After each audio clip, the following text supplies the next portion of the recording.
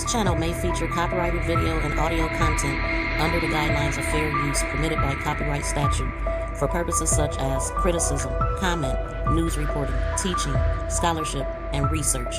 All content and credit go to the original creators. No copyright infringement is intended. Welcome back, y'all. We are back. Shout out to everybody in the building. Please be sure to smack that thumbs up as you come in. And we're going to continue where we left off at. Let me see who dropped in. Y'all, please help us get the thumbs up. Shout out to my BFF first in the building. Welcome back to Paul. And welcome back to my BFF. Okay, so we're going to just start where we left off at. And I'm going to still be getting some things together on the back end. We hope that they're going to have a nice, calm life.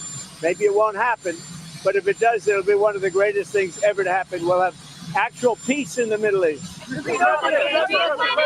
Are you preparing to take strikes against drug gangs in Venezuela, sir?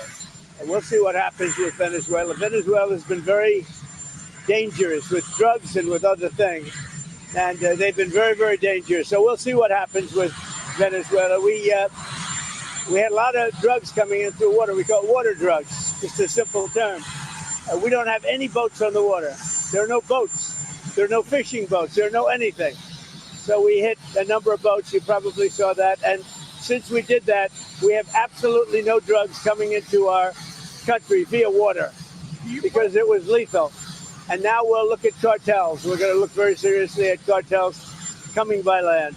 When you plan to have the Department of War in this address, why gather all the generals in one place for the speech? Well, this is only an esprit de corps. You know what esprit de corps is? This is only a spirit.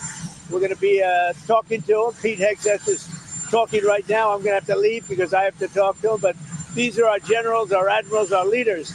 And it's a good thing. A thing like this has never been done before because they came from all over the world. And there's a little bit of expense, not much, but there's a little expense to that. We don't like to waste it. We'd rather spend it on bullets and rockets, frankly. But this was the one time we had to do a great spiritizing. It's going to be great. I've seen it already. We have every general, every admiral. We have great people. We have our real warriors over there. And when they're not good, when we don't think they're our warriors, you know what happens? We say, you're fired. Get out. We had some real bad ones last time. You know, I rebuilt the military, the entire military. But I had a couple, and I had unbelievable people. To do that, you have to. But I had unbelievable people in there. But I also had some bad ones at the top, like Millie and Mattis and Jesper. I called him too. Always too late, Jesper. He was horrible. So, but I learned because I was just in there, and I put these people in. They were recommended by rhinos and others, and they're not good. What we have now is the best. But even despite that, I rebuilt the military in my first term. We had a great first term. We had the greatest economy ever, and it's being beaten by a lot this time. So I'm going over. I'm going to be meeting with generals and with admirals and with leaders. And if I don't like somebody, I'm going to fire them right on the spot. Okay, we're going to go to the general's meeting or whatever they had. A lot of people thought this was odd that he wanted all the generals to be in one place at the same time, like in a time where we have Zoom and they could have been wherever they are and not off of their post. And so I don't know. I didn't see it. Your leaders, good morning. Wow. What a group here today. I will tell you that our enemies are terrified right now that we are all in the same room. And that is a true statement. Welcome everyone to Marine Corps Base Quantico and the first ever key leaders all call. To the commandant and all of the Marines that have made this event possible, thank you. This was no small feat to put this event together in short order. And I'm glad there's pull-up bars just outside. The SEALs in the corner out there are very happy about that. I regret to inform you there will not be a PT test after this event because I know you all would crush it. Last night, I had the privilege of joining the Secretary and the Joint Chiefs in honoring 50 Gold Star families at the White House as the President, the First Lady, and our nation honored their loved ones' service and sacrifices. Teammates, it was a quiet and deeply meaningful event that reminded all of us that were lucky enough to be there of the serious and unforgiving nature of the business that we are in, fighting and winning our nation's wars. Leaders, we are living in dynamic and potentially dangerous times. Global risk is on the rise. Our adversaries are no longer aligning, they are aligned. And we must align with equal resolve and unity. Even as we strive for and seek peace, we must be prepared for war. Now, more than ever, it is vital that we hear from our civilian leaders, understand where they're taking the department and the joint force. And today we have the... For me, I mean, when the name changed to Department of War, and I know that it used to be the name back when they was having wars all the time, and I felt like a long time ago that we're being desensitized to the word, and we're being softened up to seeing troops, hearing the word war and all of that stuff. I don't like it. It sounds like we're preparing for something. Most definitely, you see things happening that never have before. And even when when the president introduced the name coming back, he brought up how when they were the Department of War, they were winning back and forth. They were winning all of them, and it was happening all the time. And they were whatever, however he said it, but it's like it's almost like I mean, and I've been feeling like since 2020 that it's been a push for it.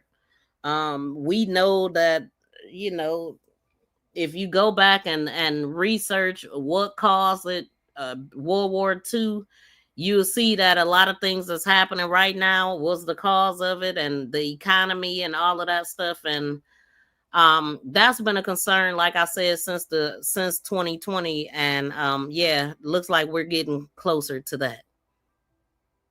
What do y'all think? Unprecedented opportunity and honor to hear directly from the Secretary of War, and our Commander-in-Chief. Together, you and I and our civilian leaders have the honor of leading the finest military in the world, and we must seize every opportunity every day to prepare our joint force for the future. I am deeply humbled to serve with each and every one of you. And now it is my distinct honor to introduce our nation's Secretary of War, the Honorable Pete Hegseth. Thank you, Mr. Chairman. Sure. Thank you. Please take your seats. What caused World War II, Andy? Well, Mr. Chairman, the Joint Chiefs, generals, admirals, commanders, officers, senior enlisted, NCOs, enlisted, and every member of our American military, good morning. Good morning and welcome to the War Department, because the era of the Department of Defense is over. You see, the motto of my first platoon was, "Those who long for peace must prepare for war." This is, of course, not a new idea. This crowd knows that. The origin dates to the 4th century Rome and has been repeated ever since, including by our first Commander-in-Chief, George Washington, the first leader of the War Department. It captures a...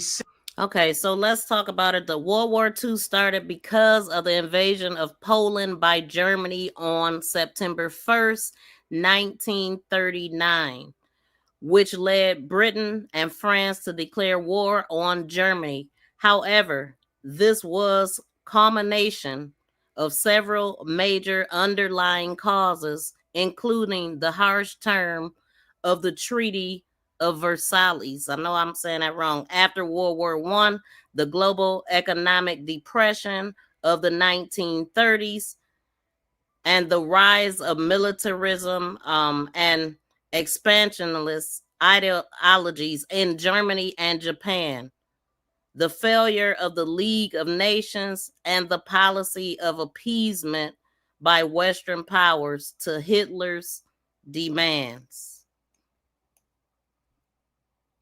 Simple yet profound truth. To ensure peace, we must prepare for war. From this moment forward, the only mission of the newly restored Department of War is this: warfighting, preparing for war and preparing to win, unrelenting and uncompromising in that pursuit. Not because we want war, no one here wants war, but it's because we love peace. We love peace for our fellow citizens. They deserve peace, and they rightfully expect us to deliver it. Our number one job, of course, is to be strong so that we can prevent war in the first place. The president talks about it all the time. It's called peace through strength. And as history teaches us, the only people who actually deserve peace are those who are willing to wage war to defend it. That's why pacifism is so naive and dangerous. It ignores human nature and it ignores human history. Either you protect your people and your sovereignty, or you will be subservient to something or someone. It's a truth as old as time.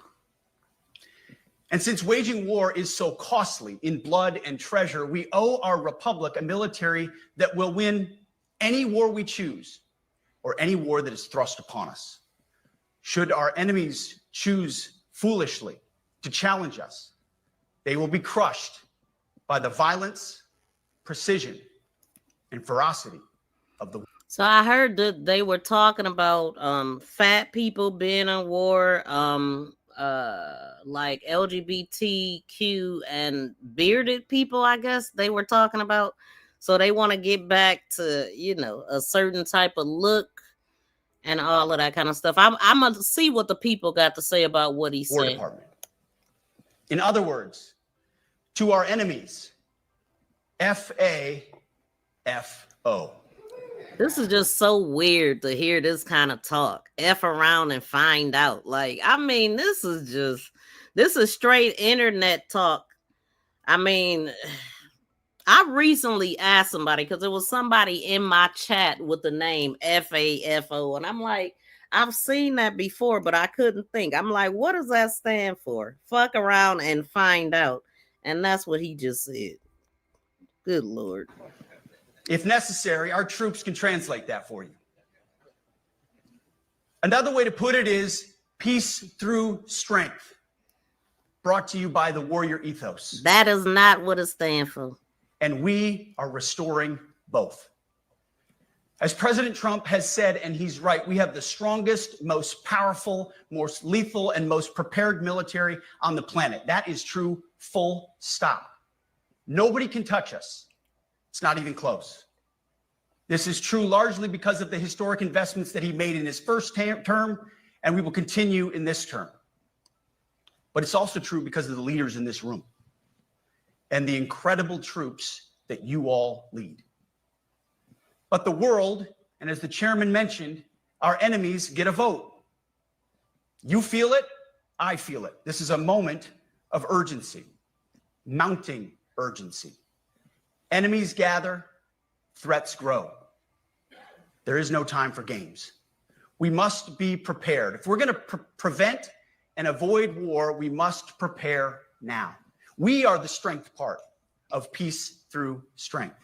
Okay, so this is on another note. I know y'all like Lisa Cook. That was a lady that Trump was trying to get arrested for was it fraud on her house, mortgage fraud or something like that.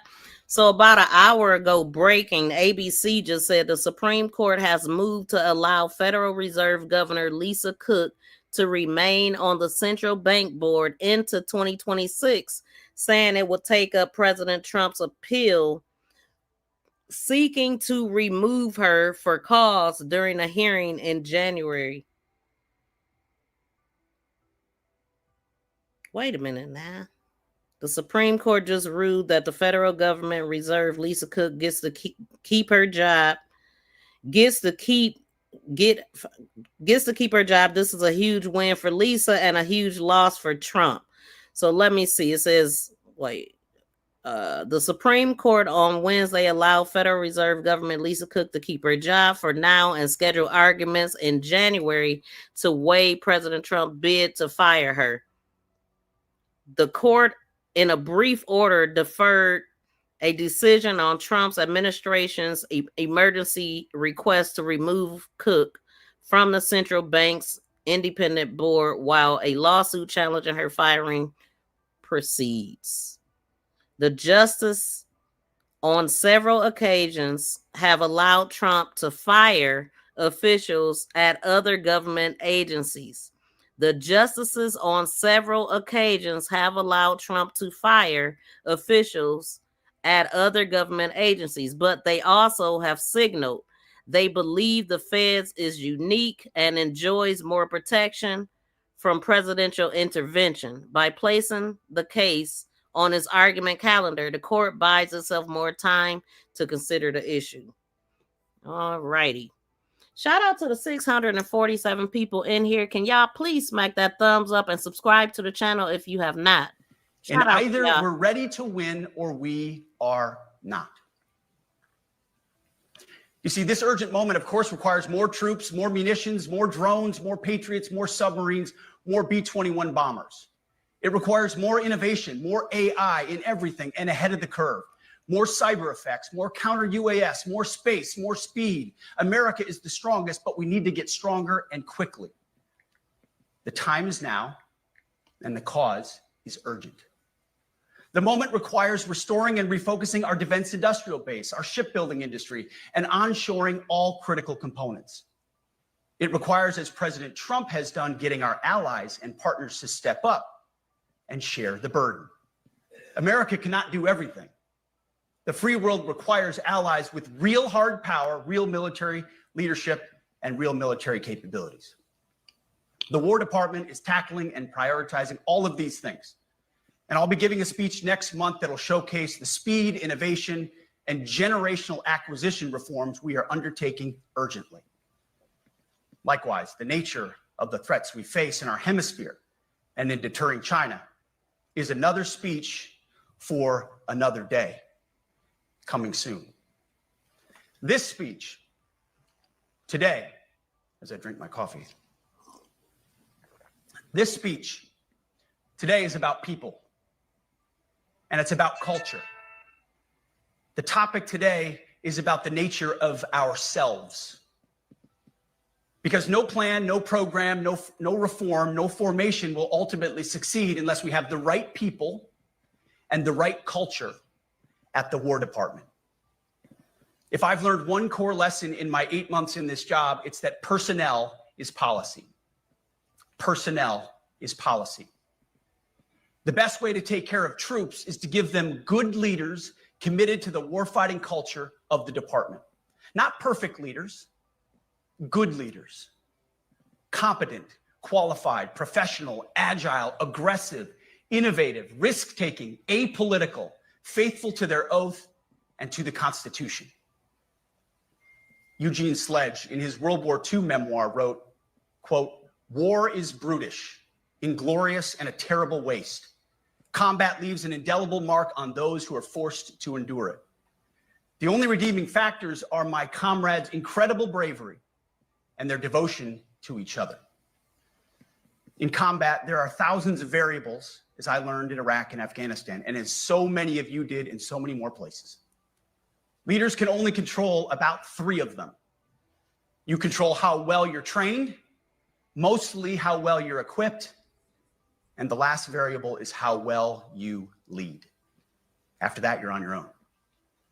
Our warfighters are entitled to be led by the best and most capable leaders. That is who we need you all to be. Even then in combat, even if you do everything right, you may... We have 802 people with 21 thumbs up. Can we get 802 thumbs up right now? That is my favorite number. That is my cousin's birthday, who's deceased. Can y'all please give us 802 thumbs up? I know we can do better than 21. I mean, I might as well end the live if y'all can't hit the like button. All you got to do is double tap the screen to hit the thumbs up, or hit the 3 dots upper right to hit the thumbs up. That is very important, y'all. And also hit that hype button. Please push me out by hitting the hype button. You should see it right there on the comment line. If you see the hype, just push it. Help me out, y'all. Still lose people because the enemy always gets a It's vote. free. We have a sacred duty to ensure that our warriors are led by the most capable and qualified combat leaders. This is one thing you and I can control, and we owe it to the force to deliver it. For too long, we've simply not done that. The military has been forced by foolish and reckless politicians to focus on the wrong things. In many ways, this speech is about fixing decades of decay. Some of it obvious, some of it hidden. Or as the chairman has put it, we are clearing out the debris, removing the distractions, clearing the way for leaders to be leaders. You might say we're ending the war on warriors. I heard someone wrote a book about that. For too long, we've promoted too many uniformed leaders for the wrong reasons, based on their race, based on gender quotas, based on historic so-called firsts. We've pretended that combat arms and non-combat arms are the same thing. We've weeded out so-called toxic leaders under the guise of double-blind psychology assessments, promoting risk-averse, go-along-to-get-along conformists instead. You name it, the department did it. Foolish and reckless political leaders set the wrong compass heading, and we lost our way. We became the woke department, but not anymore.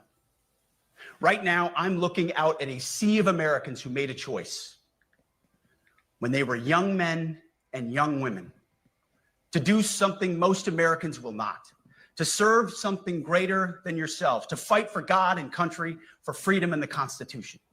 You made a choice to serve when others did not, and I commend you. You are truly the best of America. But this does not mean, and this goes for all of us, that our path to this auditorium on this day was a straight line, or that the conditions of the formations we lead are where we want them to be. You love your country, and we love this uniform, which is why we must do better. Can we get to 100 thumbs up real quick? We really want to get to 1,000. We have 917 people. Can y'all please smack the thumbs up? I know some of y'all hands are probably busy. You know, y'all might be at work or whatever, but please just double tap the screen to get to the thumbs up. It is so very important. Thank you to the people that are hitting the thumbs up. And now we have 1,014 people. So if y'all could please help me out, hit the thumbs up, hit the hype button, and also subscribe. We just have to be honest. We have to say with our mouths what we see with our eyes, to just tell it like it is in plain English, to point out the obvious things right in front of us. That's what leaders must do. We cannot go another day without directly addressing the plank in our own eye, without addressing the problems in our own commands and in our own formations. This administration has done a great deal from day one to remove the social justice, politically correct, and toxic ideological garbage that had infected our department, to rip out the politics. No more identity months, DEI offices, dudes in dresses. No more climate change worship. No more division, distraction, or gender delusions. No more debris. As I've said before, and will say again, we are done with that shit. I've made it my mission to uproot the obvious distractions that made us less capable and less lethal. That said, the War Department requires the next step. Underneath the woke garbage is a deeper problem, and a more important problem that we are fixing and fixing fast. Common sense is back at the White House, so making the necessary changes is actually pretty straightforward. Thank you for the thumbs President up. Trump expects it. And the litmus test for these changes is pretty simple. Would I want my eldest son, who is 15 years old, eventually joining the types of formations that we are currently wielding? If in any way the answer to that is no, or even yes, but, then we're doing something wrong. Because my son is no more important than any other American citizen who dons the cloth of our nation. He is no more important than your son. All precious souls made in the image and likeness of God. Every parent deserves to know that their son or their daughter that joins our ranks is entering exactly the kind of unit that the Secretary of War would want his son to join. Think of it as the golden rule test. Jesus said, do unto others that's what you would have done unto yourself. It's the ultimate simplifying test of truth. The new War Department golden rule is this: do unto your unit as you would have done unto your own child's unit. Would you want him serving with fat or unfit or undertrained troops, or alongside people who can't meet basic standards, or in a unit where standards were lowered so certain types of troops could make it in a unit where leaders were promoted for reasons other than merit, performance, and warfighting? The answer is not just no, it's hell no. This means at the War Department, first and foremost, we must restore a ruthless, dispassionate, and common sense application of standards. I don't want my son serving alongside troops who are out of shape, or in combat unit with females who can't meet the same combat arms physical standards as men, or troops who are not fully proficient on their assigned weapons, platform, or task, or under a leader who was the first, but not the best. Standards must be uniform, gender neutral, and high. If not, they're not standards. They're just suggestions. Suggestions that get our sons and daughters killed. When it comes to combat arms units, and there are many different stripes across our joint force, the era of politically correct, overly sensitive, don't hurt anyone's feelings leadership ends right now. At every level, either you can meet the standard, either you can do the job, either you are disciplined, fit, and trained, or you are out. And that's why today, at my direction, and this is the first of 10 Department of War directives that are arriving at your commands as we speak and in your inbox. Today, at my direction, each service will... I mean, yeah, if we want to talk about fat people, hey, do we want to... law enforcement, like, I believe that's why they use their weapons, because they don't want to run, because they got too many donuts around their waist. Like, so I mean, if we gonna start there with the military, law enforcement, you should have to be fit and lean and slim and able to run and not shoot somebody in the back because you too lazy to run. You know what I'm saying? Or because they the wrong color. You know what I'm saying? So, I mean, if we gonna start this, it need to be across the board. I see a lot. I mean, some of the biggest people are in law enforcement and security. Like, have y'all ever noticed that? Some of the biggest people are security guards, you know, jobs that require you to be physical, but they mostly sitting in their car eating donuts and stuff. So, I mean, this could start a little something. What y'all think? Ensure that every requirement for every combat MOS, for every designated combat arms position, returns to the highest male standard only. Because this job is life or death. Standards must be They met. big. And not just met, at every level, we should seek to exceed the standard, to push the envelope, to compete. It's common sense and core to who we are and what We are shooting for 1,000 thumbs up, y'all. So if you have not smacked that thumbs up, please do help us reach our goal today. We want to get to 1,000 thumbs up on this live stream.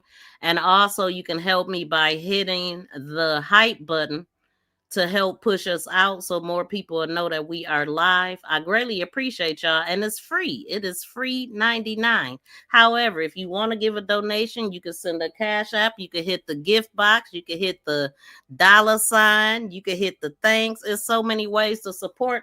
But I'm just asking for the thumbs up. And thank you to the 133 people that did hit the thumbs up. But I'm looking at 1.1K people watching. So please smack that thumbs up, y'all. we do. It should Support be in the our host, the DNA. channel, and the content.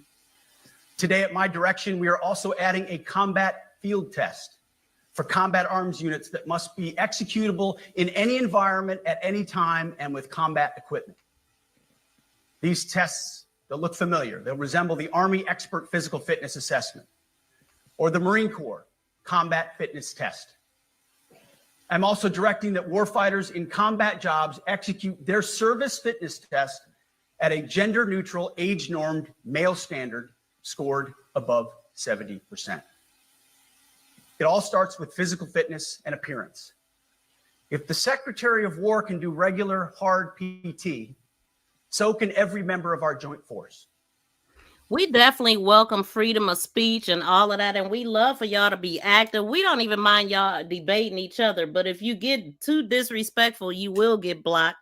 Shout out to BFF. Thank you for moderating the chat. I definitely appreciate you. I don't know what Brian did, but it was wrong. So don't do what Brian did. But I love the debating and the back and forth and, you know, the conversing without disrespect. Thank y'all so much for tuning in, and thank you for the 140 thumbs up. Frankly, it's tiring to look out at combat formations or really any formation and see fat troops. Likewise, it's completely unacceptable to see fat generals and admirals in the halls of the Pentagon and leading commands around the country and the world. It's a bad look. It is bad, and it's not who we are. So whether you're an airborne ranger or a chairborne ranger, a brand new private or a four-star general, you need to meet the height and weight standards and pass your PT test. And as the chairman said, yes, there is no PT test. But today, at my direction, every member of the joint force at every rank is required to take a PT test twice a year, as well as meet height and weight requirements twice a year, every year of service. Also today, at my direction, every warrior across our joint force is required to do PT every duty day. Should be common sense. I mean, most units do that already, but we're codifying it. And we're not talking like hot yoga and stretching. Real hard PT, there's either as a unit or as an individual. At every level, from the Joint Chiefs to everyone in this room to the youngest private, leaders set the standard. And so many of you do this already. Active, guard, and reserve. This also means grooming standards. No more beards, long hair, superficial individual expression. We're going to cut our hair, shave our beards, and adhere to standards. Because it's like the broken windows theory of policing. It's like when you let the small stuff go, the big stuff eventually goes. So you have to address the small stuff. This is on duty, in the field, and in the rear. If you want a beard, you can join Special Forces. If not, then shave. We don't have a military full of Nordic pagans. But unfortunately, we have had leaders who either refuse to call BS and enforce standards, or leaders who felt like they were not allowed to enforce standards. Both are unacceptable. And that's why today, at my direction, the era of unprofessional appearance is over. No more beardos. The era of rampant and ridiculous shaving profiles is done. Simply put, if you do not meet the male level physical standards for combat positions, cannot pass a PT test, or don't want to shave and look professional, it's time for a new position or a new profession. I sincerely appreciate the proactive efforts the secretaries have already taken in some of those areas, service secretaries. And these directives are intended to simply accelerate those efforts. On the topic of standards, allow me a few words to talk about toxic leaders. Upholding and demanding high standards is not toxic. Enforcing high standards, not toxic leadership. Leading warfighters toward the goals of high, gender-neutral, and uncompromising standards in order to forge a cohesive, formidable, and lethal Department of War is not toxic. It is our duty, consistent with our constitutional oath. Real toxic leadership is endangering subordinates with low standards. Real toxic leadership is promoting people based on immutable characteristics or quotas instead of based on merit. Real toxic leadership is promoting destructive ideologies that are an anathema to the Constitution and the laws of nature and nature's God, as Thomas Jefferson wrote in the Declaration of Independence. The definition of toxic has been turned upside down, and we're correcting that. That's why today, at my direction, we're undertaking a full review of the department's definitions of so-called toxic leadership, bullying, and hazing, to empower leaders to enforce standards without fear of retribution or second guessing. Of course, you can't do like nasty bullying and hazing. We're talking about words like bullying and hazing and toxic. They've been weaponized and bastardized inside our formations, undercutting commanders and NCOs. No more. Setting, achieving, and maintaining high standards is what you all do. And if that makes me toxic, then so be it. Second, today at our direction, we're ensuring that every service, every unit, every schoolhouse, and every form of professional military education conduct an immediate review of their standards. Now, we've done this in many places already, but today it goes across the entire Department of War. Any place where tried and true physical standards were altered, especially since 2015 when combat arms standards were changed to ensure females could qualify, must be returned to their original standard. Other standards have been manipulated to hit racial quotas as well, which is just as unacceptable. This too must end. Merit only. The president talks about it all the time. Merit-based. Here are two basic frameworks I urge you to pursue in this process.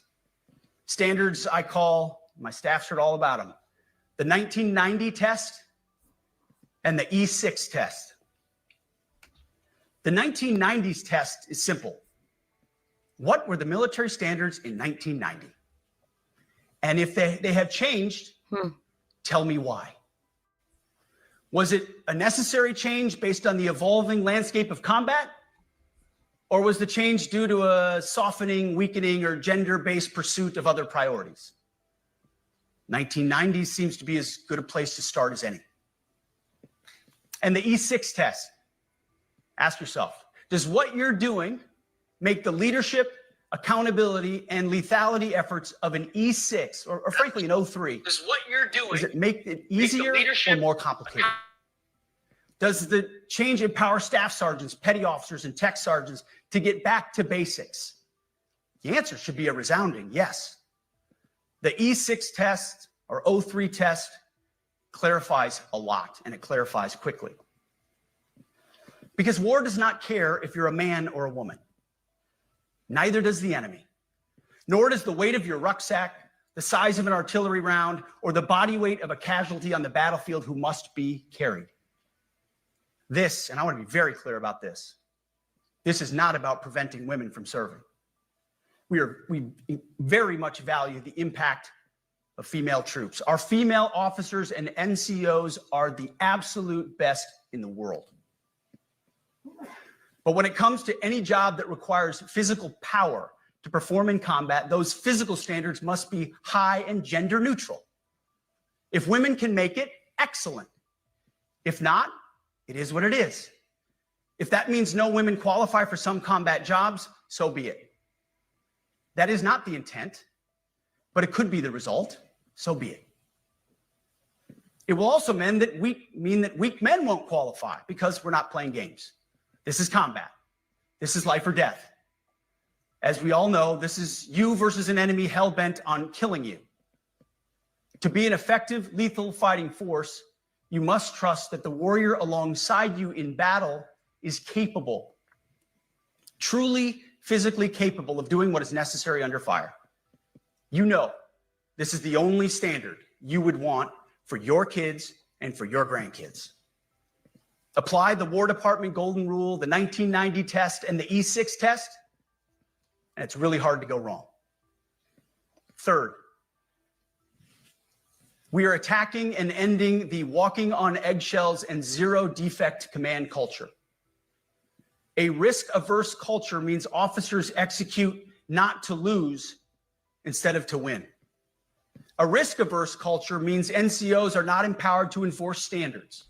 Commanders and NCOs don't take necessary risks or make tough adjustments for fear of rocking the boat. So what do y'all think about what he's saying, and what do y'all think about what the generals may be thinking about what he's saying? Put a 1 in the chat if you support Pete Hegseth.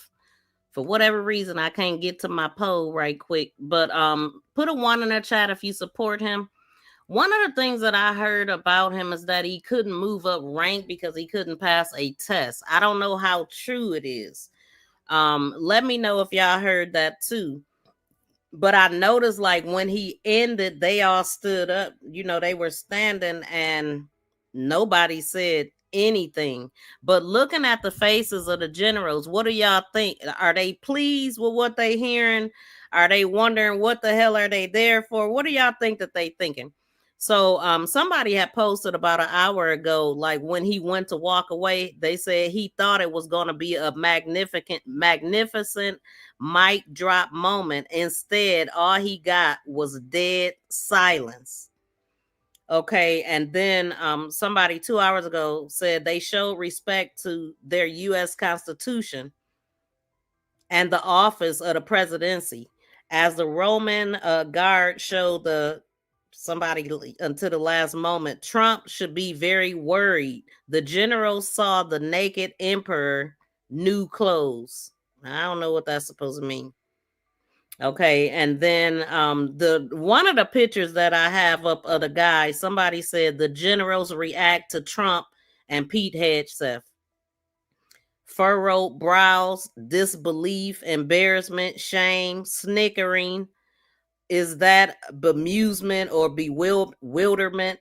He's joking, right? What the F is this? He flew in for this shit show. And shock, but certainly zero awe. That's a good sign. I mean, they are looking kind of confused, but I mean, they generals. They supposed to have straight faces, but I would love to know what they think about this. So I'm gonna try to see if we can find a general. Let's see what this guy is saying. Oh, he ain't saying nothing. Just looking goofy. Okay, let me keep them talking. Y'all, please continue to smack the thumbs up. We are at 159 thumbs up, and our goal is to get to 1,000. So if you haven't hit the thumbs up, please do right now. I will greatly appreciate that. So we'll go little by little. Let's get to 300 first.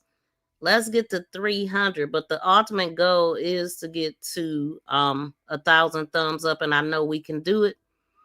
But yeah, I'm looking at the chat. I want to know what y'all think. Who supports Pete Hegseth? Put a 1 in the chat. Or making mistakes.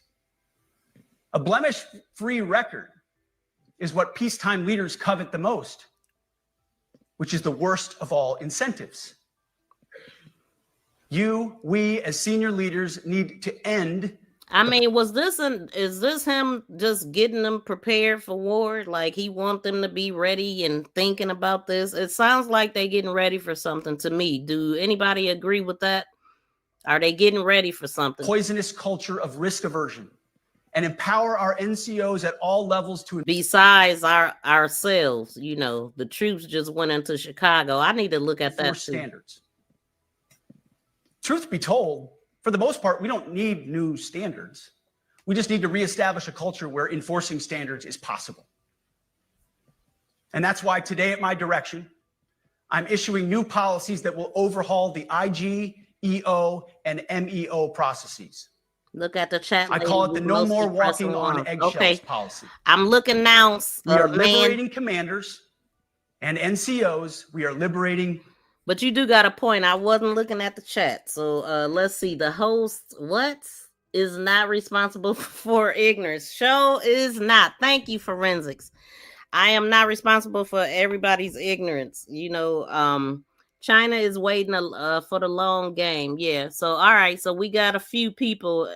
We don't have a whole bunch of ones, but we got a few ones in the chat. I do see some show their actual reactions. Well, that they not really showing them to us. They're not really showing us the crowd. You.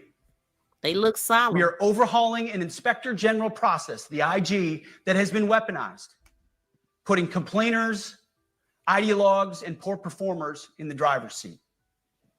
We're doing the same with the equal opportunity and military equal opportunity policies, the EO and MEO at our department.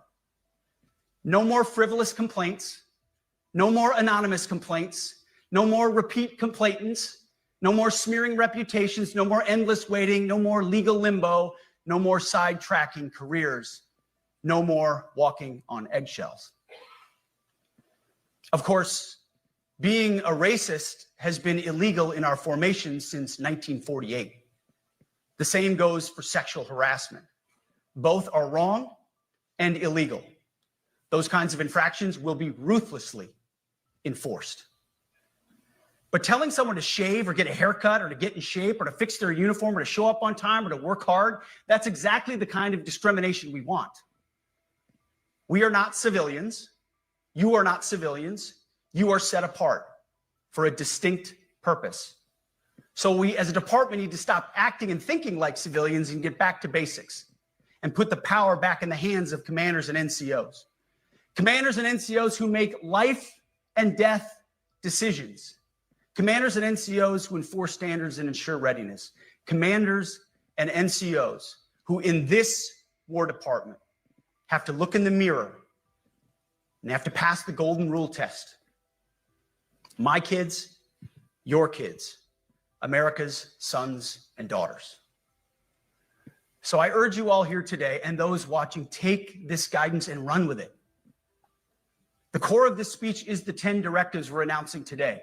They were written for you, for Army leadership, for Navy leadership, for Marine Corps leadership, for Air Force leadership, Space Force leadership. These directives are designed to take the monkey off your back and put you, the leadership, back in the driver's seat. Move out with urgency because we have your back. I have your back. And the Commander-in-Chief has your back. And when we give you this guidance, we know mistakes will be made. It's the nature of leadership. But you should not pay for earnest mistakes for your entire career.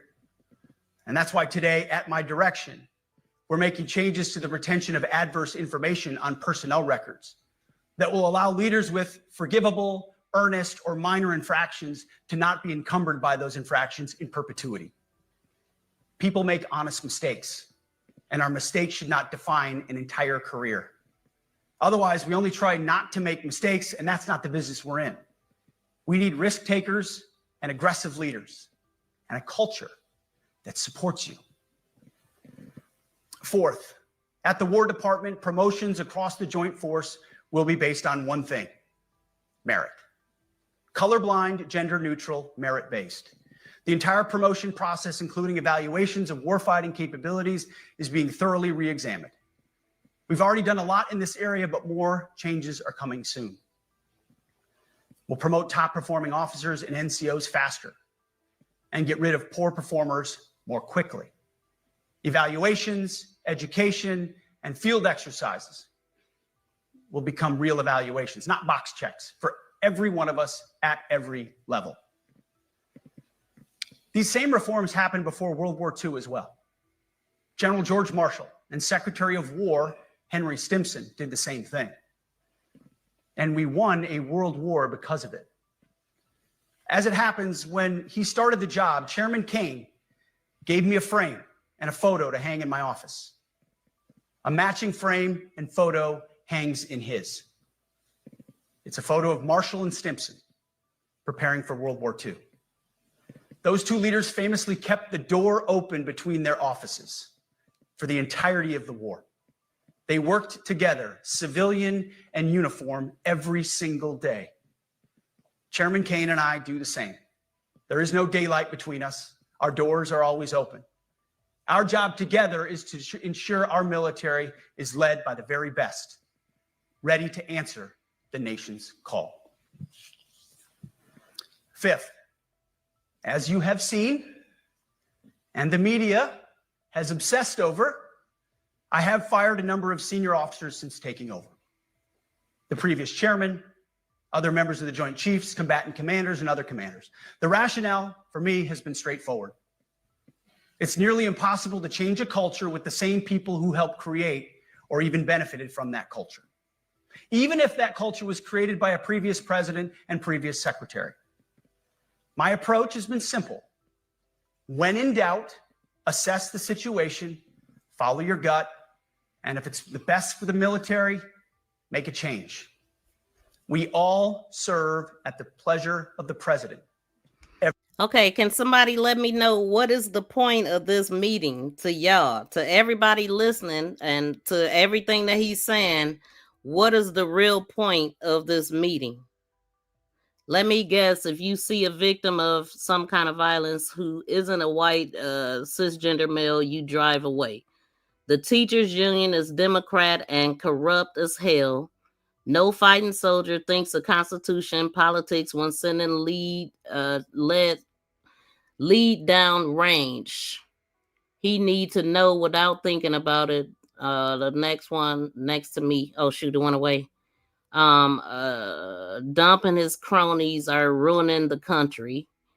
Why is it every time the right gets an administration, the left burns cities down? Do we know who's burning the cities down? Are they arresting the people who's doing it? Do they have on Trump shirts when they're doing it? And Trevor, what are you spamming my chat with? What is all these zeros for? First responders, you support January 6th, forensics said. Okay, let's keep going. I'm about to put in some screenshots. Every single day. But in many ways, it's not their fault. It's not your fault. As foolish and reckless as the woke department was, those officers were following elected political leadership. An entire generation of generals and admirals were told that they must parrot the insane fallacy that, quote, our diversity is our strength. Of course, we know our unity is our strength. They had to put out dizzying DEI and LGBTQI plus statements. They were told females and males are the same thing, or that males who think they're females totally normal. They were told that we need a green fleet and electric tanks. They were told to kick out Americans who refuse an emergency vaccine. They followed civilian policies set by foolish and reckless political leaders. Our job, my job, has been to determine which leaders simply did what they must to answer the prerogatives of civilian leadership, and which leaders are truly invested in the woke department and therefore incapable of embracing the War Department and executing new lawful orders. That's it. It's that simple. So for the past 8 months, we've gotten a good look under the hood of our officer corps. We've done our best to thoroughly assess the human terrain. We've had to make trade-offs and some difficult decisions. It's more of an art than a science. We have been and will continue to be judicious, but also expeditious. The new compass heading is clear. Out with the Shirellis, the Mackenzies, and the Millies, and in with the stock. Okay, so I mean, I don't know much about Pete Hegseth, but I did hear that he worked for a news station. What news station did he work for? I heard he worked for a news station, and was he a podcaster too? I've heard something about the military. So it says Pete Hegseth stated that he resigned from the individual ready reserve, the IRR, in January of 2024 because he was barred from serving during President Joe Biden's inauguration in 2021.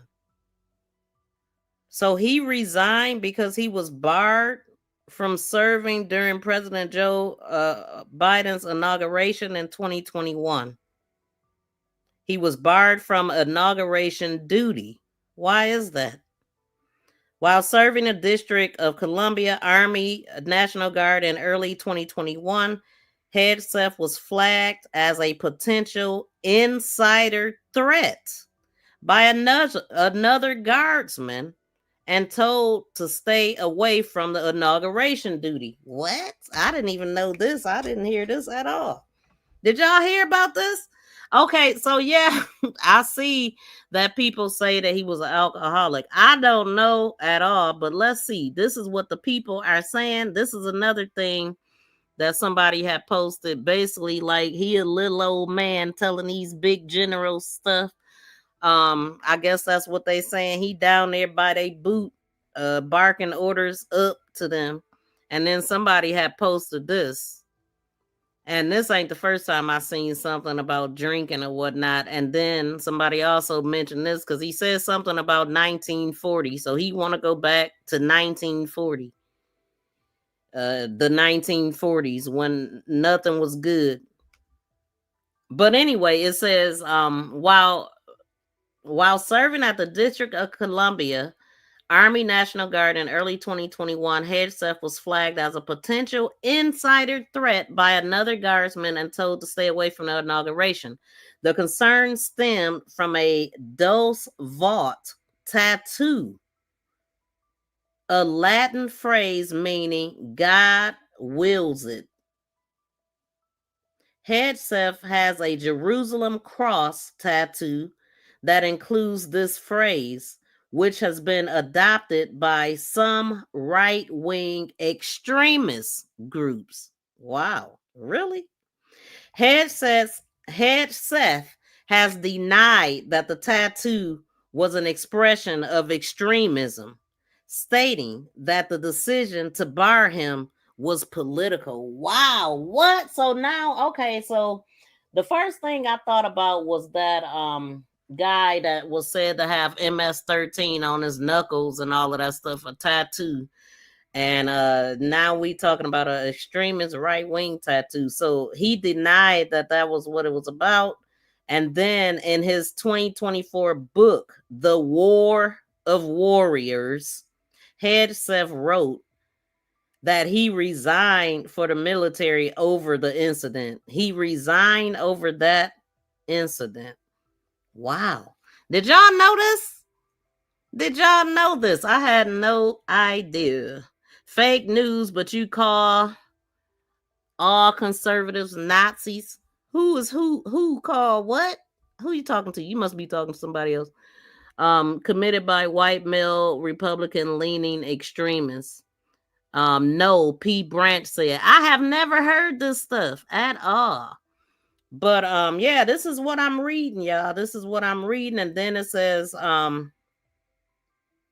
other military and advocacy roles. Hegseth's final stint in the National Guards ended in 2021, but it was part of a large non-continuous military and civil career that included other points of departure. And then it says veterans and advocacy groups after active duty in Iraq and Afghanistan. Hegseth became a prominent figure in the veterans advocacy, but he resigned from two different groups under pressure related to his leadership and conduct. In 2011, he was pushed out of the leadership of Vets for Freedom following allegations of the financial mismanagement. Dang, he was pushed out of a leadership for that, for mismanagement. He resigned from Concerned Veteran for America, which is CVA, in 2016 amid allegations of financial mismanagement and alcohol abuse. Hegseth denied allegations, but wrote that it just makes sense to make a transition. And transition to media. Hedseth transitioned to full-time career in media after his time at CVA. In 2016, he became a co-host on Fox News. And that's where, I seen him interviewing the president. I think that is on my thumbnail back there. He's interviewing the president back when he worked for Fox. And we also know that Fox is real good with the president, Fox News. What do y'all think about that?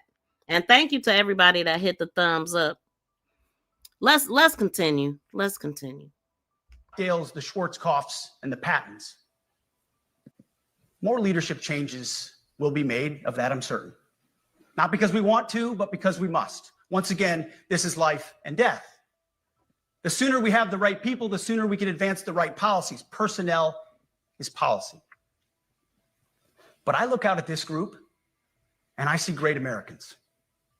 Leaders who have given decades to our great republic at great sacrifice to yourselves and to your families. But if the words I'm speaking today are making your heart sink, then you should do the honorable thing and resign. We would thank you for your service. But I suspect, I know, the overwhelming majority of you feel the opposite. These words make your hearts full. That's true. You love the War Department because you love what you do, the profession of arms. You are hereby liberated to be an apolitical, hard-charging, no-nonsense, constitutional leader that you joined the military to be. We need you locked in on the M, not the D. Wait a minute. Bruce said that, hold on. He doesn't like DEI, women in combat, money, allegations of personal misconduct, cheater, fought his wife, don't like LGBTQ. Do y'all agree? I mean, pretty much that's what he's saying. He don't like beards either, right? No beards in combat, no long hair, all that. Like, we going backwards. We making America great again, I guess, right? The E or the I, not the DEI or the DIE of dime. By that, I mean the M, military, of the instruments of national power.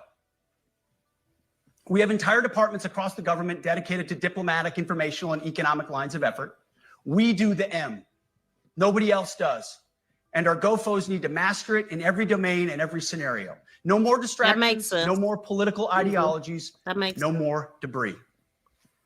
Now, of course, we're going to disagree at times. I mean, it would make sense not to have beards and long hair, even if you are a woman, but the hair and stuff can be cut. But, are they going to, he said something like, if they can't do that particular job, but that's kind of how it starts. Little by little, things are going backwards. I mean, I do agree that you should be able to do the job, right? You should be. We would not be Americans if we didn't. Being a leader in a large organization like ours means having frank conversations and differences of opinion. You will win some arguments and you will lose some arguments. And when you get 1 inch, you will take a mile and continue. Thank you for the 178 thumbs up. If we can get to 209, the amount of people in the room right now, I will greatly appreciate that. Shout out to y'all. Thank y'all for hitting the thumbs up. But when civilian leaders issue lawful orders, we execute. We are professionals in the profession of arms. Our entire constitutional system is predicated upon this understanding. Now, seems like a small thing, but it's not. This includes as well the behavior of our troops online. To that end, I want to thank and recognize the services for their new proactive social media policies. Use them. Anonymous, online, or keyboard complaining is not worthy of a warrior. It's cowardice. Okay, so I want to talk about, it says, I want to talk about what was he in? So he was in National Guard. He was in the Army National Guard. So He is a former Army National Guard officer who attained the rank of major. He is no longer an active duty service member, but currently serves as the United States Secretary of War, a position he was sworn into January of 2025.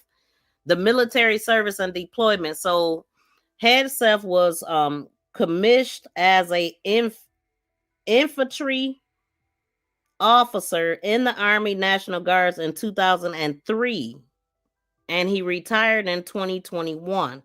He completed multiple deployment overseas to locations including Guatemala, I can't say his word. The Guantanamo Bay, Iraq, and Afghanistan. He served as a platoon leader in Iraq and as a counterinsurgency instructor in Afghanistan. Hegseth received 2 Bronze Stars and the Combat Infantryman Badge, among other rewards. And it says appointment as Secretary of War. In November of 2024, he was nominated by the president to be the Secretary of Defense. He confirmed by the Senate in January, with 50 to 51 votes, and the Department of Defense was renamed the Department of War September 5th, right before all of this stuff is happening. And so what military rank is he?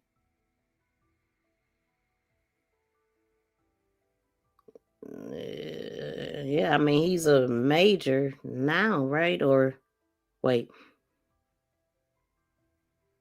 So the years of service, 2003 to 2006, 2010 to 14, 2019 to 21. And it says the rank of major.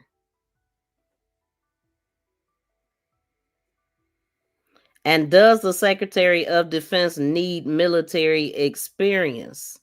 To ensure civilian control of the military, U.S. law provides that the Secretary of Defense cannot have served as an active duty commissioned officer in the military in the preceding 7 years, except for generals and admirals who cannot have served on active duty within the present or the previous 10 years. Okay, let's just hit play. Masquerading as conscience. Anonymous unit-level social media pages that trash commanders, demoralize troops, and undermine unit cohesion must not be tolerated. Again, O3s, E6s. Sixth, we must train and we must maintain. Any moment that we are not training on our mission or maintaining our equipment is a moment we are less prepared for preventing or winning the next war. That is why today, at my direction, we are drastically reducing the ridiculous amount of mandatory training that individuals and units must execute. We've already ended the most egregious. Now we're giving you back real time. Less PowerPoint briefings and fewer online courses, more time in the motor pool, and more time on the range. Our job is to make sure you have the money, equipment, weapons, and parts to train and maintain, and then you take it from there. You all know this because it's common sense. The tougher and the higher the standards in our units, the higher the retention rates in those units. Warriors want to be challenged. Troops want to be tested. When you don't train and you don't maintain, you demoralize. And that's when our best people decide to take their talents to the civilian world.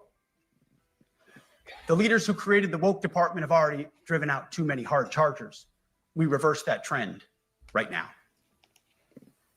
There is no world in which high-intensity war exists without pain, agony, and human tragedy. We are in a dangerous line of work. You are in a dangerous line of work. We may lose good people.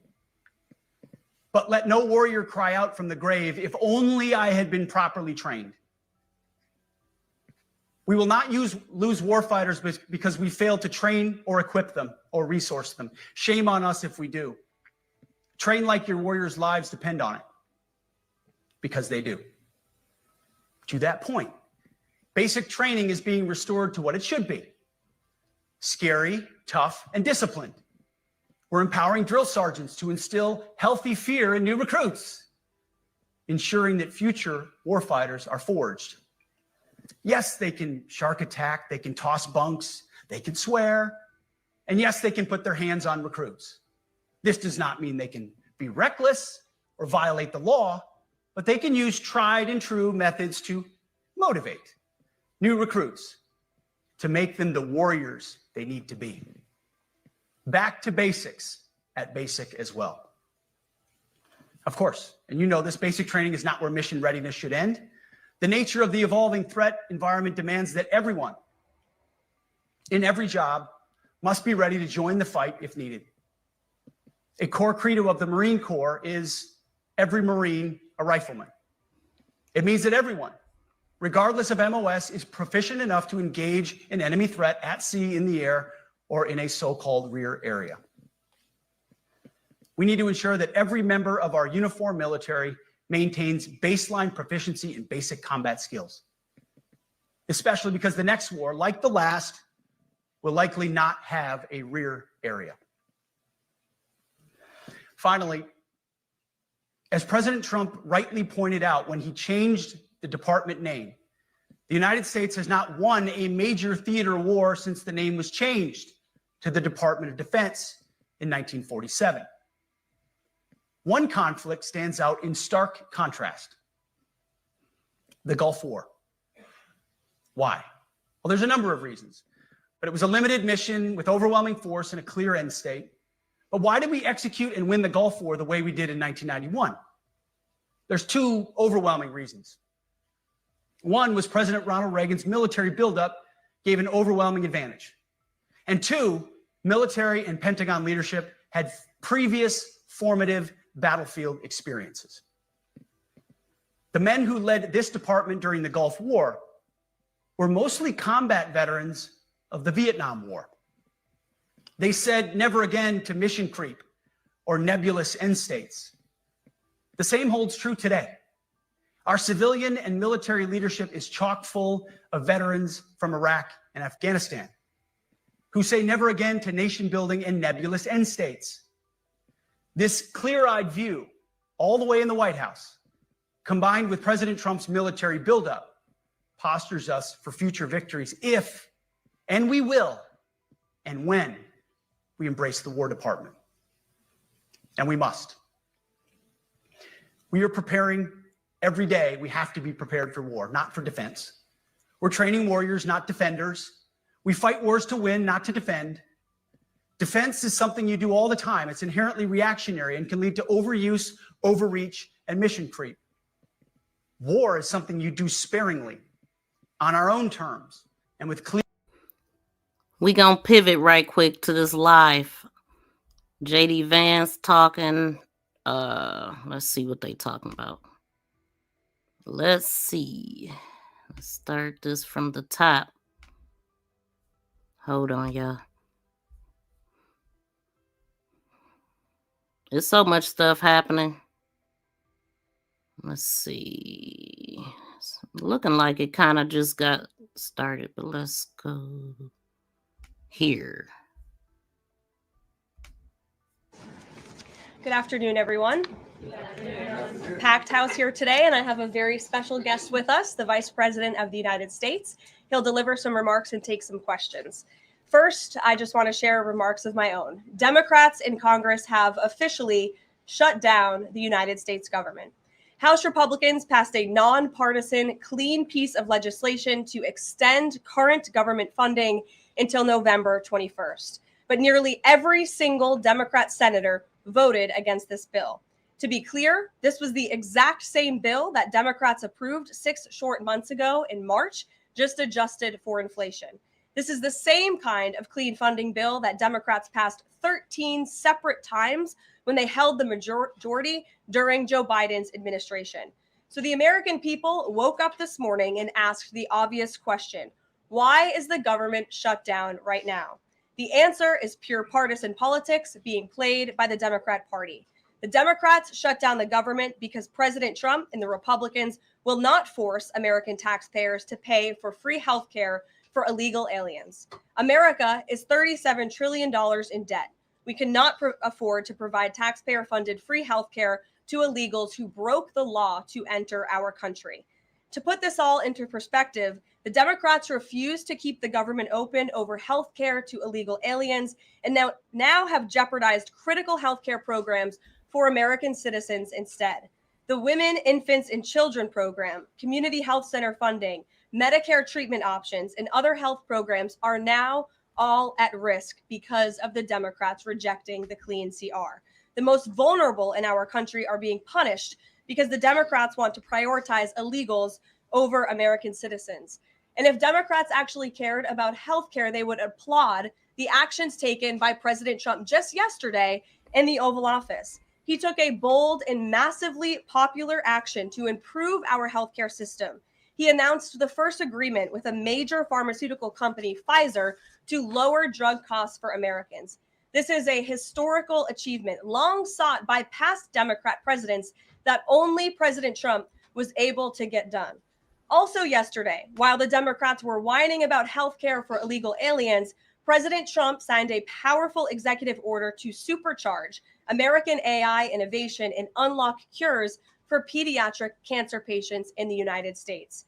While President Trump took action to lower drug prices and improve the lives and the care of American children with cancer, again, Democrats are fighting to give healthcare benefits to illegal aliens. The Trump administration is fully committed to lowering healthcare costs and advancing policies that will save American lives.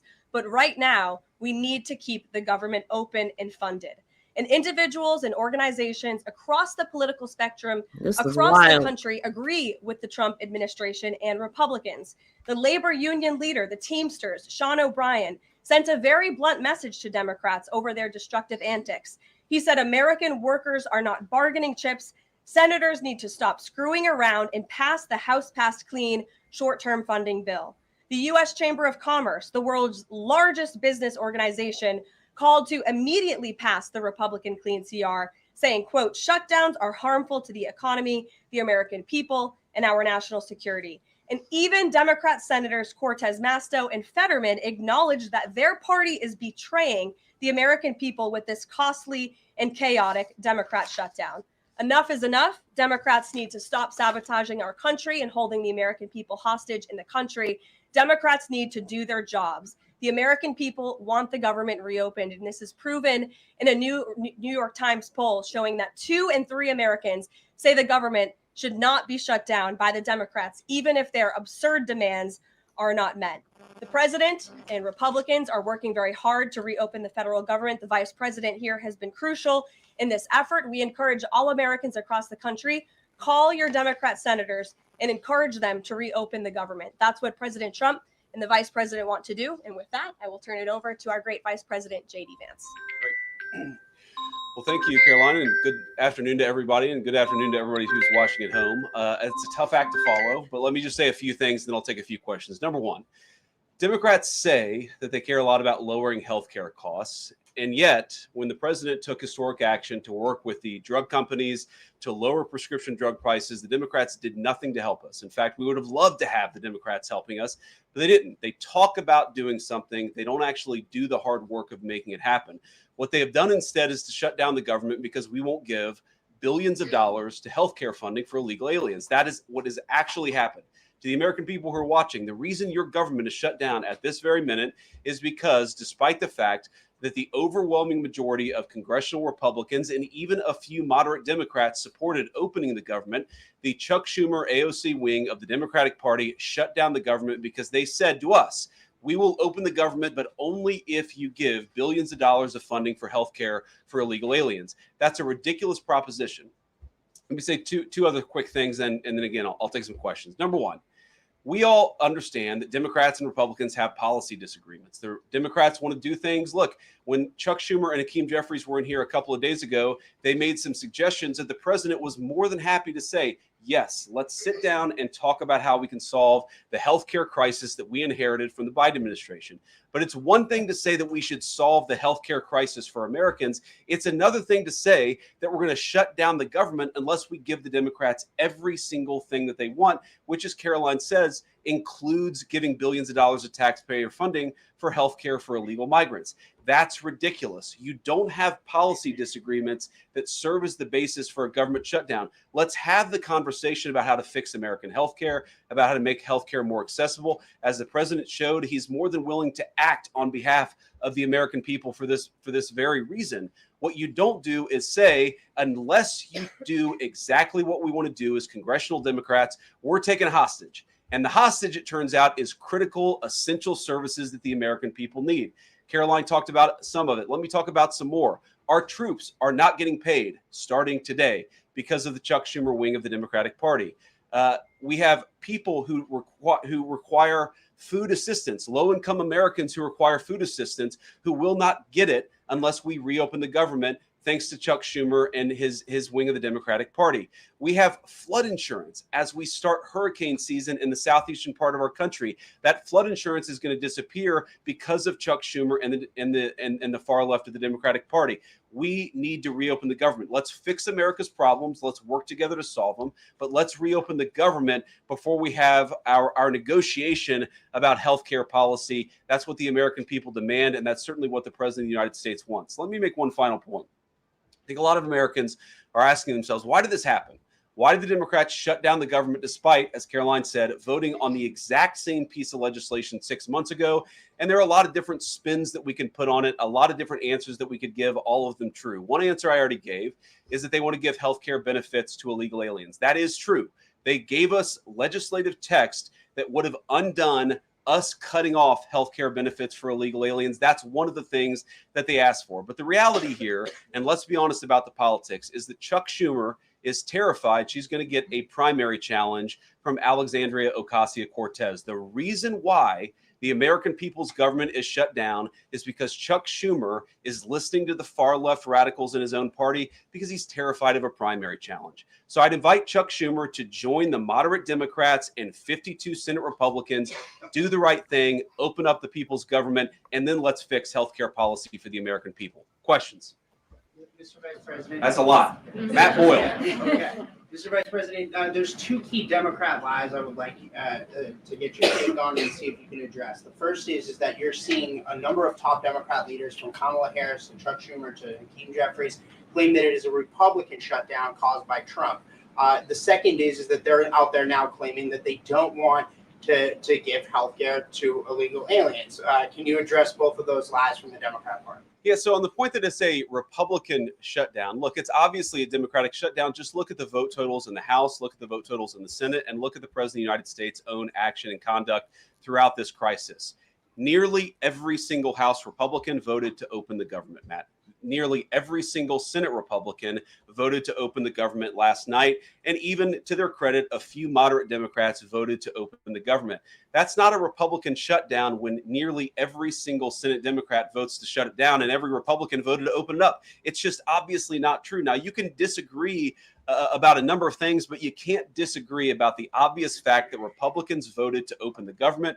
The president stands ready to sign that opening of the government. We just need a few more Democrats to join us in that effort to open the government. Your final question about illegal alien benefits. Look, the text is very clear. And I even saw, I think it was George Stephanopoulos in an interview with Mike Johnson, did a fact check that was totally rooted in baseless claims. It was basically Democrat propaganda.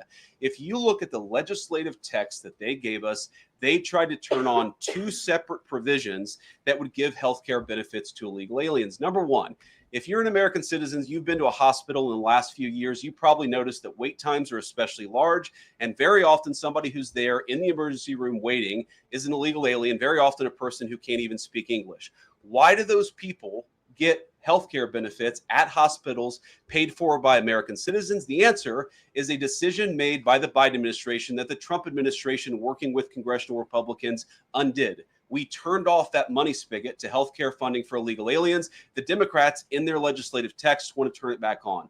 That's one thing. The second thing, Matt, is we all know that there are various ways in which the Biden administration waved away illegal immigration status. They gave parolees, they gave asylum claims to people who weren't really claiming asylum. And when they waved the magic wand of amnesty, giving millions of people legal status, even though they were in the country illegally, they also gave those people access to health care benefits. So what the Democrats are engaging in is a sleight of hand. They're saying, no, no, no. Those weren't illegal aliens who were getting health care benefits, even though everybody, knows they were in the country illegally. It's a lie told by the Democrats that they're not trying to give health care benefits to illegal aliens. It's a lie that is obviously untrue if you just look at the text that they gave us. And all you have to do is understand that this is about who benefits. We think the American people's government ought to benefit American citizens. The Democrats are willing to shut it down to benefit illegal aliens. The contrast couldn't be more clear. Peter. Thank you, Vice President Vance. The big holdup is, of course, that you guys say illegal immigrants are getting taxpayer-funded health care. Democrats say you're lying. That makes it feel like it could be a really long shutdown. Is this going to be a long shutdown? I don't know. I can't predict what congressional Democrats are going to do, Peter, but I actually don't think it's going to be that long of a shutdown. This is a pure guess from the Vice President of the United States, because I think you already saw some evidence that moderate Democrats are cracking a little bit. They understand the fundamental illogic of this. Look, for years, every single one of us, we can remember Barack Obama on the White House lawn. We can remember Chuck Schumer. We can remember, Nancy Pelosi for years. In Chuck Schumer's case, for literally decades, we've heard them say, you don't shut the government down over a policy disagreement. Okay, Republicans think this thing about healthcare, that thing about healthcare. Democrats think this thing about immigration. Republicans disagree. Whatever those disagreements are, you don't shut down the government over it. For the first time since the Democrats have been in politics, they're now saying that unless we get every policy item that we demand, we're going to shut down the people's government. They're trying to take a hostage, and we're not going to let them. And the administration announced today that $18 billion bound for New York transportation projects is going to be frozen so it can't go to DEI programs there. But the timing of this, does announcing that today mean that you guys are going to squeeze Chuck Schumer's home state until he blinks? Look, I haven't talked to Russ about this morning, but look, I'm sure that Russ is heartbroken about the fact that he's unable to give certain things to certain constituencies. We want to do everything that we can to help the American people. But when the Democrats shut down the government, we have to actually do a little triage to make sure the most critical and most essential services are provided. The government does a lot of things. Of course, Republicans think that the federal government probably does too much, but there are a lot of critical things the federal government does that absolutely all of us would agree need to do. Our troops need to get paid. Our air traffic controllers need to make sure that people are flying safely and on time. We need low-income people to be able to access the food services that are provided by the federal government. There are critical things that need to be saved. We're going to do everything that we can over the coming weeks, if the shutdown lasts that long, to ensure that people get the essential services that they need, despite the fact that Chuck Schumer has shut down the federal government. It's not going to be perfect because we are in a government shutdown. We are going to have to lay some people off if the shutdown continues. We don't like that. We don't necessarily want to do it, but we're going to do what we have to keep the American people's essential services continuing to run. Thank you. Yeah. Thank you, Mr. Vice President, and thank you for being here. Yesterday, President Trump said, as a result of the shutdown, we'll be laying off a lot of people that are going to be very affected. And the Democrats, they are going to be Democrats. Has the administration asked agencies to target federal workers who they believe to be Democrats in these reductions of forces? We're not targeting federal agencies based on politics. We're targeting the people's government so that as much as possible of the essential services can continue to function. That is the question the president has asked the entire government, is fundamentally, okay, we're in a shutdown. That causes some problems. The troops aren't getting paid. There's nothing that we can do about that while the government is shut down. But there are essential services that we want to make sure as much as possible, they still continue to function. That is the principle that's driving us forward during the shutdown. It's going to continue to be the principle that drives us forward. But let's be honest, if this thing drags on for another few days, or God forbid, another few weeks, we are going to have to lay people off. We're going to have to save money in some places so that essential services don't get turned off in other places. That is the reality of the government shutdown that Chuck Schumer and the Democrats have foisted upon the administration. So what did he Phil. mean by they're going to be Democrats? He said they're going to be Democrats. You've laid out a lot of the pain and problems that would come with a Democratic shutdown, and yet in the Oval Office yesterday, the president said that a lot of good could come from a shutdown. So square that circle.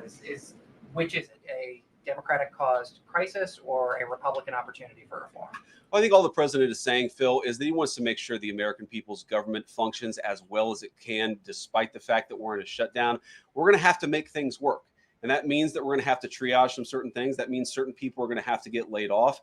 And we're going to try to make sure that the American people suffer as little as possible from the shutdown. That's what the president is saying, is that, yes, this is a bad thing.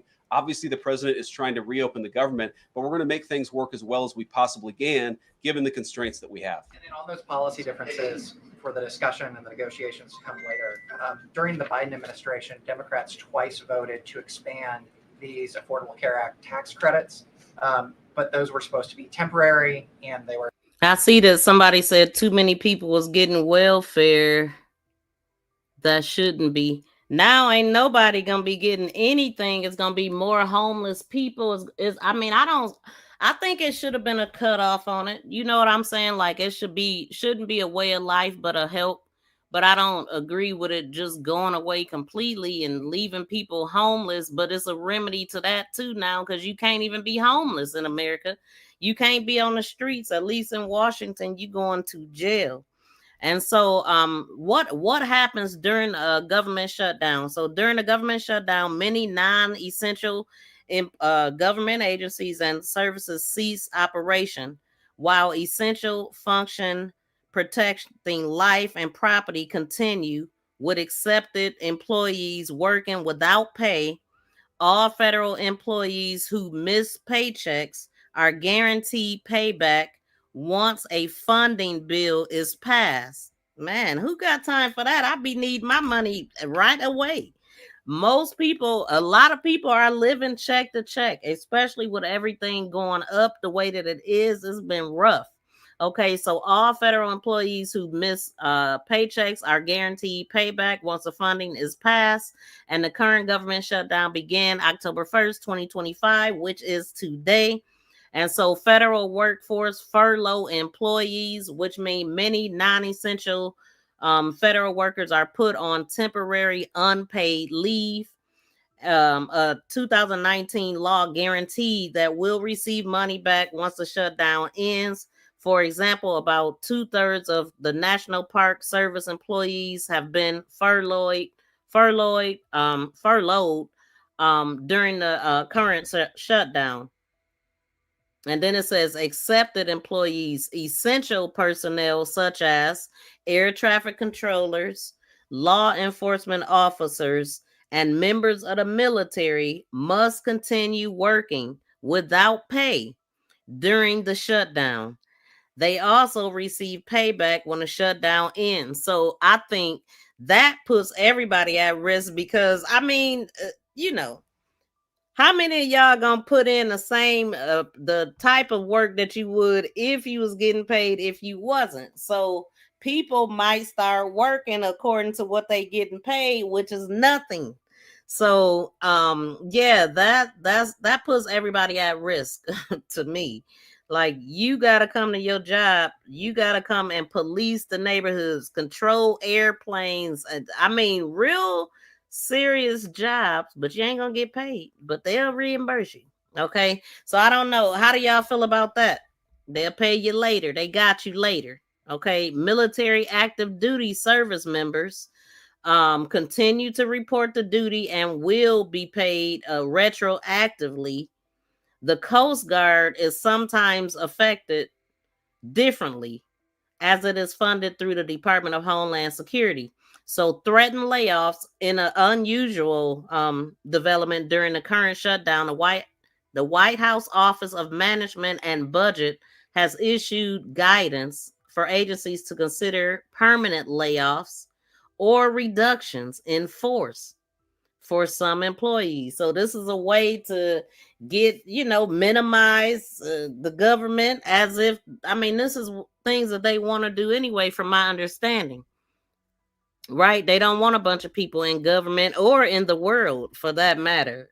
I don't know who said it, but somebody said something like they wanted to cut it in half. The amount of people that we have in America. How you gonna do that? Yeah, just kill off a bunch of people, get them off of healthcare. Yeah, that'll get rid of a lot of people, won't it? That will get rid of a lot of people. If they can't get their medicine, and hospitals, nursing homes are closing, all of this stuff is a domino effect. It's going to affect everybody. I don't care if you're rich. Well, we ain't gonna worry about the rich folks, but middle class, working class, just the regular people, this is gonna affect us. And I know that y'all already seeing it. The medicine is not, that stuff ain't cheap. Insurance is not cheap at all, by far. And why wouldn't they want to work with this? I agree it should be a cutoff for Medicaid, but we do need it. The poor will always be among us. This is crazy. And I don't know how long it's going to last, but then it says affected service, travel, and transportation. So airports remain open with TSA agents and air traffic controllers who ain't getting paid, though. Right? Like air traffic controllers, TSA agents. However, past shutdowns have seen increased sick outs, leading to longer security lines. And right now is not the time to take flight at all, because you will be waiting. People calling out sick because they ain't getting paid. Like, okay. We are all trying to be nice and talk. There is no reason for hate. We can have different opinions, and that's okay. Absolutely. Joe and Matt, I agree with that 1,000%. We welcome freedom of speech, but you don't have to be rude. And we can all get our points across. We can agree to disagree and all that. But I definitely like when y'all talk it out, but don't be disrespectful. We definitely want to hear what y'all got to say. Okay, let's keep this going. Slated to expire at the end of the year. None of this is good. As you sort of crack the door open to negotiate. But wait, let me see what they immigration. It says immigration courts are severely affected, with most non-detained hearings canceled and backlogs worsening.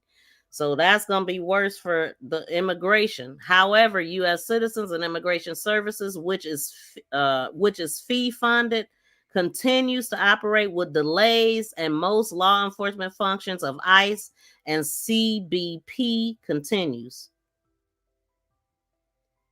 Wait, it says health and safety. So agencies like the FDA and EPA suspend many routine inspections. What? Such as for the food safety and drinking water facilities. See how this affects everything breathing, okay? Clinical research to the National Institutes of Health, the National Health Institutes may be delayed. And some disease surveillance efforts are stopped. Because ain't nobody there to do it. It affects small businesses and housing, social services, disaster relief, which is FEMA. Staff respond to emergencies, but long-term recovery projects can be delayed due to. So if something happens right now during a government shutdown, we are in trouble. We are on our own, and it's going to be worse for everybody here. Okay. This is what I'm reading. Okay, we gonna keep going. It's just getting bad. At a later date, would the party that ran on defunding Obamacare really negotiate about potentially expanding Obamacare? Well, Phil, what we've said to the Democrats is that we're willing to have a conversation about how to ensure that Americans continue to have access to health care and, frankly, They should have access to better health care at a lower cost. We inherited a mess of a healthcare system from the Biden administration. It's why the president has worked so hard on the most favored nation status for prescription drugs. It's why we care so much about lowering the cost of prescriptions and why we're doing everything else. We're willing to have that conversation, but I think it's important to bracket the healthcare policy conversation because it's separate from the government shutdown. We think that we can open the government and then have the conversation about what best healthcare policy to fit the needs of the American people. That's all we're trying to do. That's all we're trying to accomplish. We've got to reopen the government first. Now, Caroline, I don't know how you do this, how you actually choose people, because I don't know 90% of the names in here. Is it just who's Yep, the best I remember. Okay, I really like your shirt. Go ahead. That was the last one we had. You are president of the Senate. Can you talk about what you're doing, what the administration is doing to try to get other Senate Democrats to vote to open the government? Yeah, we're talking to a number of our colleagues, Democratic and Republican in the Senate. I talked to a number of them last night. The president, of course, is talking to them as well. I think there really are two Misspell categories of curse demands words. that I've seen privately from congressional Democrats. I think on the one hand, those who are negotiating in good faith are saying, look, we just want to make sure that we're able to have a conversation with the administration about some of the critical needs that we see that need to get fixed over the next few months. We recognize it's kind of absurd, and a lot of them will admit in private that it's kind of absurd to shut down the people's government over these disagreements, but just agree to negotiate with us in good faith on these issues. And of course, we're having that conversation with them.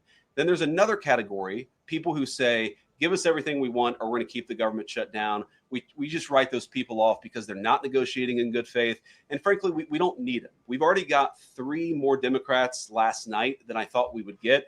And I think it's because they recognize the illogic of the position of taking the entire American economy hostage because they don't get their policy priorities. So 3 moderate Democrats joined 52 Republicans last night. We need 5 more in order to reopen the government. And that's really where we're going to focus, is how to get those 5 additional Democrats.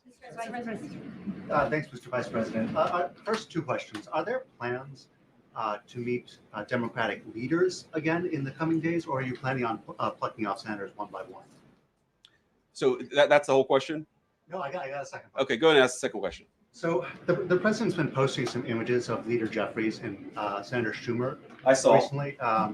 You've said that you're interested in good faith negotiations with these leaders, but what message does that send? Is it helpful to post pictures of Leader Jeffries in a sombrero if you're trying to have good faith talks with him?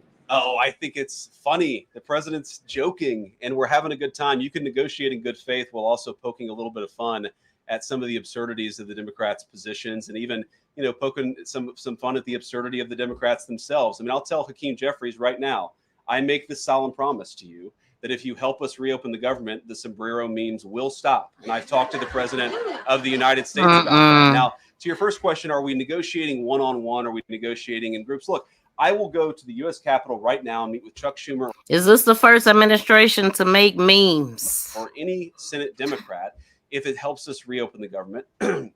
Most of the conversations, my experience, at least, have been one-off. We're also, of course, relying on some of our Senate Republican colleagues who have good relationships across the aisle. We're going to do whatever we have to do is the answer. And I think it's tough to predict what shape this negotiation is going to take over the next few months.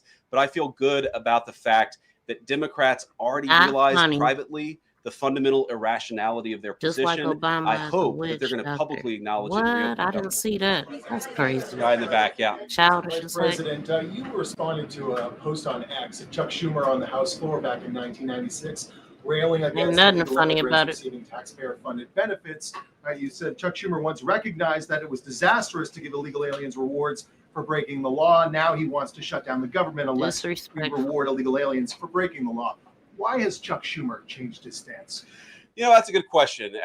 Actually, it's a very tough question. Asking me to get in the head of Chuck Schumer is not a place I particularly want to be. But my basic read on it is that the entire Democratic Party, the political leadership, not every Democrat nationwide, but the political leadership of their party has got it into their heads that the only way to be compassionate is to be compassionate to illegal aliens rather than American citizens. If you go back to what Bill Clinton was saying, even Barack Obama in some cases, what he was saying about illegal immigration 10, 15, 20 years ago, you would put them on the MAGA right based purely on their rhetoric around illegal immigration. So I don't know why they've gone so far to the left. I think it's bad for the country. I think it's bad for them politically. But our principle, all I can do is speak for the president that I serve and the country, the administration that I serve right now.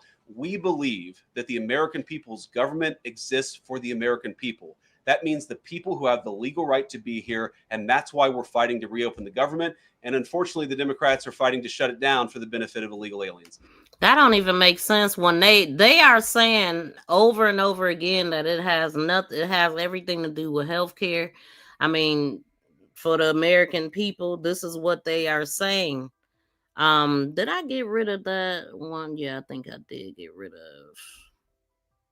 Let's see what the people are saying. I want to hear what a couple people has to say about this. And members of the military. Let's see. All right. Y'all, I'm headed into the office, and we have shut down. The government has shut down, and I don't even know. Y'all hear them damn chickens? That's a video for another day. Roosters, chickens. But anyway, the government has shut down, and I don't even know what's going on. I'm going into the office. Y'all, this has been such a roller coaster ride as a government worker. I've worked for the government for 35 years, and I loved my job, and it was always like the safest place to work as far as security, you know. So for this to be happening is like, wow. Now, we've been through stuff like this before, but there was never threats of layoffs and things like that. So for that to be in the air is like, wow. It's real crazy. So Okay, let's go with somebody else. So the government is shut down. What does that mean for you? Essentially, that any customer service level interaction that you need to have with the federal government will be impacted. And that's according to Matt Glassman, who's a senior fellow at the Government Affairs Institute at Georgetown University. Now, this is because a lot of government workers will be furloughed, meaning they will not be permitted to work. And some essential workers will still have to go to work, but they might not get paid until the government is funded again, which will cost taxpayers money. Now, you won't have to worry if you're traveling because airport workers and TSA are essential workers. However, if they protest and don't show up to work because they're not getting paid immediately, you could see some issues at the airports. Entitlement programs like Social Security, Medicaid, Medicare, those will continue to work throughout a government shutdown. But remember what Glassman said about customer service. If agencies like that furlough workers, you could see some customer service issues, and it could be harder to enroll in newer benefits. Now, national parks might be closed. They were in 2013. And while they stayed open during the 2018 and 2019 shutdowns, they were understaffed. And that led to, unfortunately, vandalism and, again, some issues with visitor services. And other agencies will be impacted. During the last two shutdowns, agencies like the SEC and FTC had to put some investigations on pause, and the DOJ said that they had to pause 60,000 immigration hearings. And keep in mind that government workers don't only live in Washington, D.C. They live all over the country. So, a company that relies on the government as a client or, government contractors, they could be impacted too. Let's say, the security guard at the Smithsonian Aerospace Museum, that museum shuts down. She doesn't have a job. Yeah, nothing is safe I mean, traveling is not safe. It ain't safe to do nothing right now because they are short. And if just expect longer wait times and less quality of work is what it sounds like to me. Y'all know people ain't gonna get the same quality of work if they not getting paid. I don't care who it is. They gonna move slower. They gonna take their time, if they ever get there. People are calling off all kind of stuff. Like, yeah. Or a construction worker who is doing a project on a government building. If the agency that hired him isn't funded, they can't pay, and he's got to put that project on pause. And the impact of this can trickle way down to small businesses. Like in 2019, baristas at Ascension Annex, which is a coffee shop right around the corner from the EPA in Dallas, said they rely on tips, and none of their regulars were coming in to buy coffee because they were furloughed. They weren't going to work. The good news is we talked to Maya McGinnis, who's the president of the Committee on a Responsible Federal Budget, and she said, Is this what you voted for? Put a 1 in the chat if this is what you most voted people for. will not be impacted. If you're going on vacation to a national park, you might be disappointed, but generally Americans won't feel the impact. However, she said the longer this lasts, the worse it could get. So the government. Yeah, and the more likely that people are going to lose their jobs, more likely that they will be fired. Let's see what this guy is saying.